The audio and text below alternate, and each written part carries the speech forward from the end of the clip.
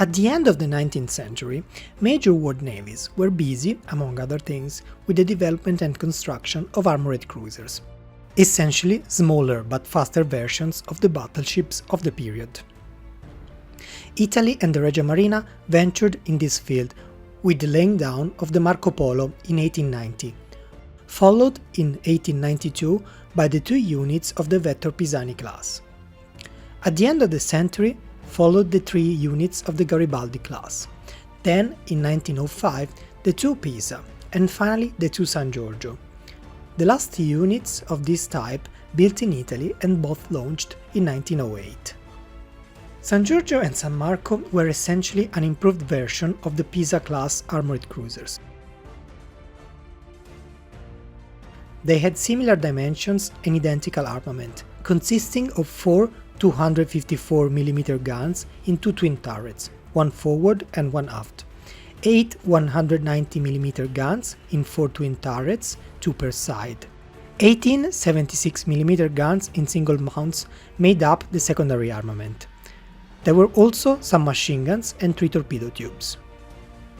The 2 units, apparently identical on the outside, had a radical difference in the engine apparatus.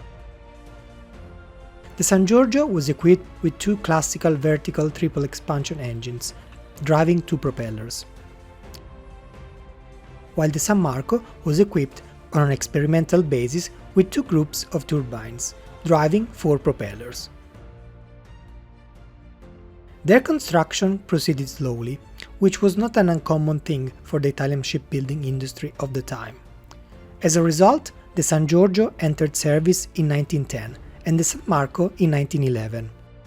In this period, the armored cruiser had become obsolete, thanks to the advent of dreadnought-type battleships and battlecruisers, both much more armed and faster.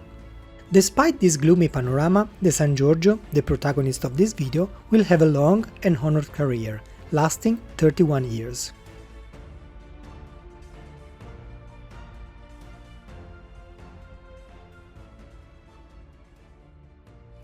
In 1911, the San Giorgio ran aground on the Gaiola Rock in the Gulf of Naples. The damage to the hull resulted in extensive flooding, and the ship would have been lost if it had not been for the rock formation on which she ran aground. To free up the unit, she was lightened with part of the armament, superstructures and armored plates dismounted on site. Thanks to thrust cylinders and the tow of the battleship Sicilia, the San Giorgio was freed and towed to Naples. The ship soon had the opportunity to participate in the Italian Turkish War, operating in Libyan waters and supporting with her artillery the landings and actions of Italian troops in Tripolitania, Cyrenaica, but also in the Dodecanese. At the end of 1913, leaving Reggio Calabria, she again ran aground in a shoal, but this time the recovery operations and subsequent repairs were much shorter. Italy's entry into the Great War and subsequent operations in the Adriatic Sea saw a very marginal role for the large ships, and the San Giorgio saw limited use in the Otranto Channel area and in the defense of Venice. Worthy of note is her participation in the naval bombardment of Durazzo on the 2nd of October 1918, an operation led by Admiral Taon di Revel himself on board the battleship Dante Alighieri. The post-war period turned out to be surprisingly very busy for the San Giorgio. The unit participated in colonial police operations in Libya and served as a training ship for the cadets of the Naval Academy. At the end of 1924, the San Giorgio was assigned to the Far East to protect Italian interests in the area, in an increasingly turbulent context. After that destination, the San Giorgio was tirelessly used in new colonial police operations, this time in Somalia. She was again employed as a training ship between 1928 and 1935, and then briefly participated in their first naval operations in the context of the Spanish Civil War. In December 1936, the San Giorgio underwent a series of modernization works to adapt it as a training ship. The superstructures were reworked. All the 76mm guns were removed, and replaced with 8 100mm guns in 4 twin mounts, the typical gun used in the secondary armament of Italian cruisers of the period. 6 boilers were removed and the remaining 8 ones converted to oil, and the funnels were reduced to 2. San Giorgio served as a training ship from 1938 to 1940, but when the time came of Italy's imminent involvement in the world conflict, the General Staff of the Regia Marina opted to recall the old armored cruiser into active service, relocating her to the port of Tobruk. The aim was to reinforce the meager coastal and anti-aircraft defenses of the Libyan port, which was a support base for submarines and light vessels. A fifth 100mm twin mount was embarked, and the ship arrived at her new destination in May 1940. The San Giorgio was placed in the shallow waters at the entrance of the Bay of Tobruk. There was just 1 meter between the keel and the seabed, while she was surrounded by anti-torpedo nets. This meant that even in the event of sinking, the ship would have rested on the seabed, still being able to contribute to the defense of the port. The San Giorgio went into action already on the second day of hostilities, on the 12th of June 1940. 2 British cruisers, Liverpool and Gloucester, escorted by 4 destroyers, approached Tobruk to bombard the port. The British ran into 3 Italian minesweepers, one of which, Giovanni Berta, covered the retreat of the other 2 while sacrificing herself. Shortly after, the artilleries of the San Giorgio targeted the enemy ships, which immediately made smoke and retreated after having received light damage from splinters.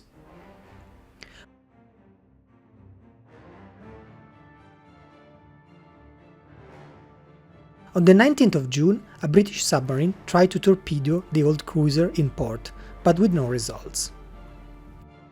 On the 28th of June, a famous friendly fire accident took place.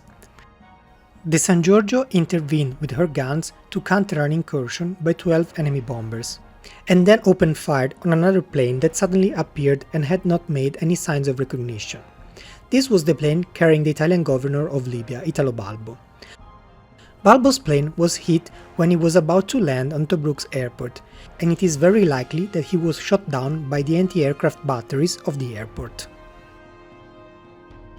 For the rest of the year, the San Giorgio contributed with her batteries to the anti-aircraft defense of the base during bombing raids and attacks by enemy torpedo bombers, such that of the 20th of July, in which the destroyers Ostro and Zefiro were lost.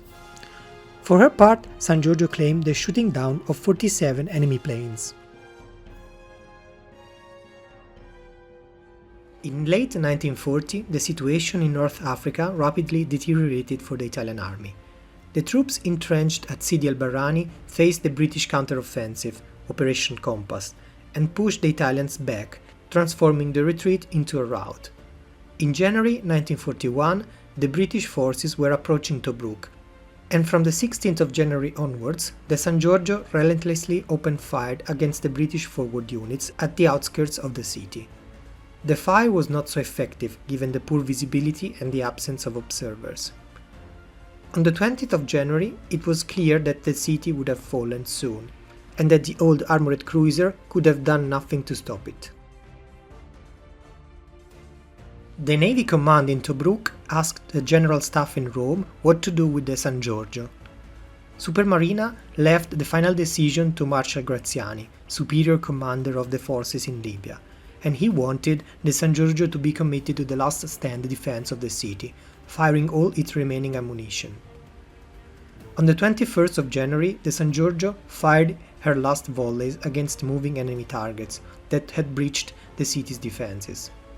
A few hours later, news arrived that the command of the fortress had fallen, and during the night, Commander Stefano Pugliese received the authorization to scuttle the ship.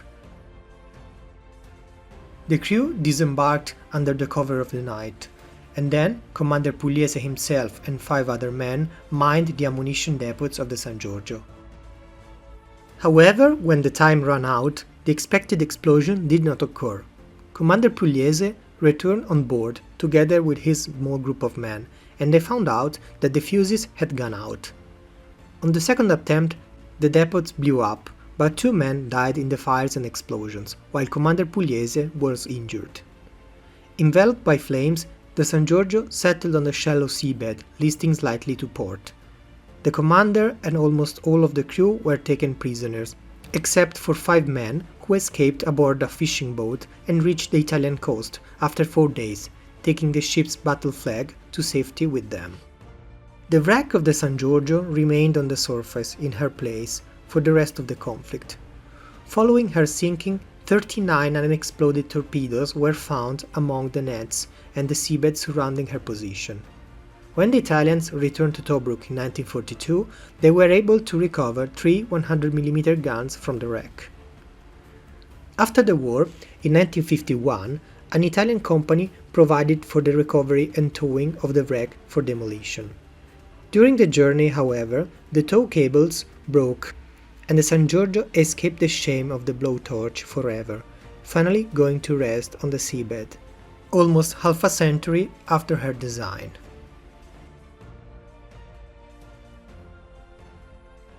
I hope you have enjoyed this video. As always, sources and links are in the description, so I wish you good luck and fair seas.